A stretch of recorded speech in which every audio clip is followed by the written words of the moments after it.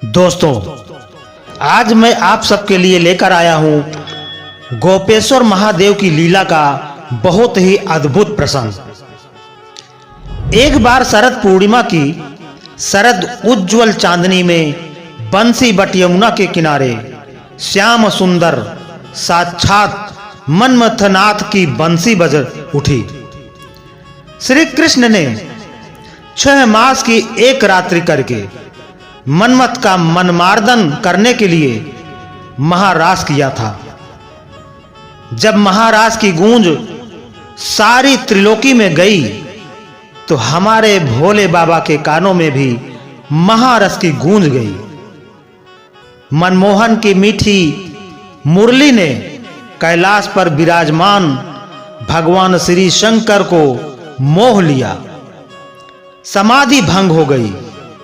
बाबा वृंदावन की ओर बावरे होकर चल पड़े।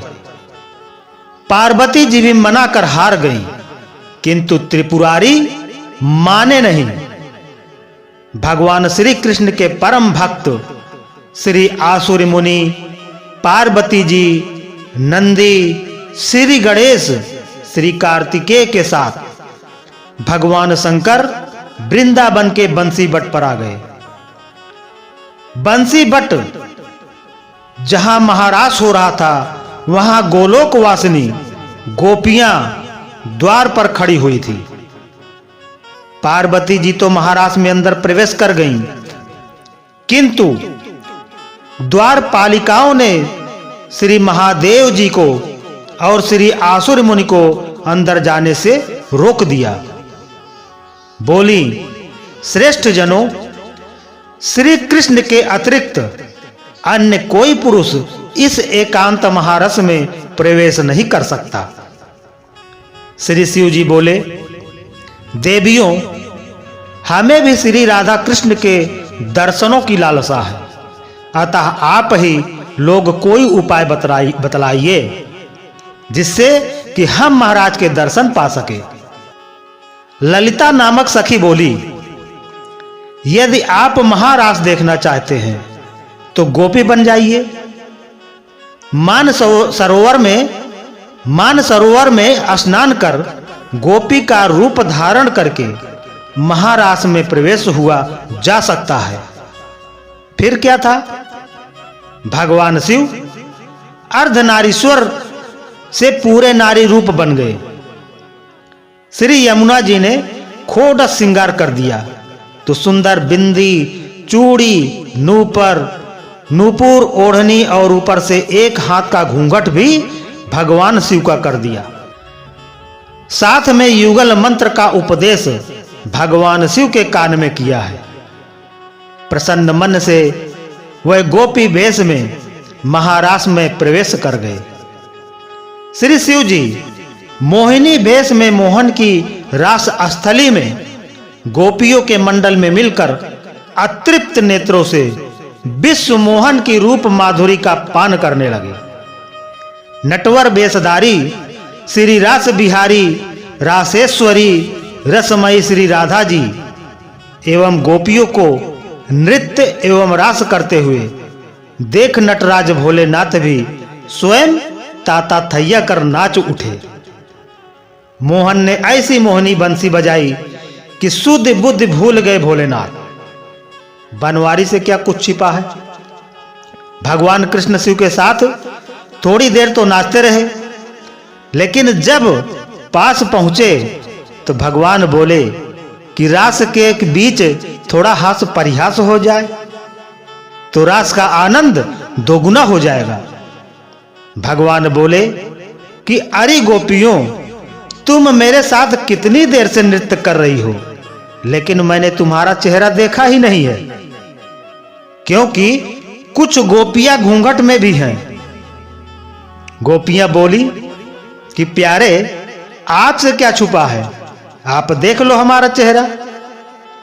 लेकिन जब भगवान शंकर ने सुना तो भगवान शंकर बोले कि एक कन्हैया को रास के बीच क्या सूझा। अच्छा भला रास चल रहा था, मुख देखने की क्या जरूरत थी। ऐसा मन में सोच रहे थे कि आज कन्हैया फजीयत पर ही तुला है। भगवान कृष्ण बोले कि गोपियों, तुम सब लाइन लगाकर खड़ी हो जाओ और मैं सबका नंबर से दर्शन करूंगा। भगवान शिव बोले, अब तो काम बन गया। लाखों करोड़ों गोपियां हैं, मैं सबसे अंत में जाकर खड़ा हो जाऊंगा। कन्हैया मुख देखते देखते थक जाएगा और मेरा नंबर भी नहीं आएगा। सभी गोपियां एक लाइन में खड़ी हो गईं और अंत में भगवान शिव खड़े हो गए। जो कन्हैया की दृष्टि अंत में पड़ी तो कन्हैया बोले, नंबर इधर से शुरू नहीं होगा, नंबर उधर से शुरू होगा। अब भगवान शिव बोले कि ये तो मेरा ही नंबर आया। भगवान शिव दौड़कर दूसरी ओर जाने लगे तो भगवान कृष्ण गोपियों से बोले, गोपियों, पीछे किसी गोपी का मैं मुख दर्शन करूंगा। पहले इस गोपी का मुख दर्शन करूंगा जो मुख दिखने में इतनी लाज शर्म कर रही है। इतना कहकर भगवान शिव दौड़े और दौड़कर भगवान शिव को पकड़ लिया और घूंघट ऊपर किया और कहा, आओ गोपीश्वर आओ, आपकी जय हो। बोलिए गोपेश्वर महादेव की जय, शंकर भगवान की जय। श्री राधा आदि श्री गोपीश्वर महादेव के मोहिनी गोपी के रूप को देखकर आश्चर्य में पड़ गई। तब श्री कृष्ण ने कहा, राधे, यह कोई गोपी नहीं है, ये तो साक्षात भगवान शंकर हैं। हमारे महाराज के दर्शन के लिए इन्होंने गोपी का रूप धारण किया है। तब श्री राधा कृष्ण ने हंसते हुए शिव जी से पूछा, भगवान, आपने यह गोपी वेश क्यों बनाया? भगवान शंकर बोले, प्रभु, आपकी यह दिव्य रसमयी प्रेम लीला महारास देखने के लिए गोपी रूप धारण किया है। इस पर प्रसन्न होकर श्री राधा जी ने श्री महादेव जी से वर मांगने को कहा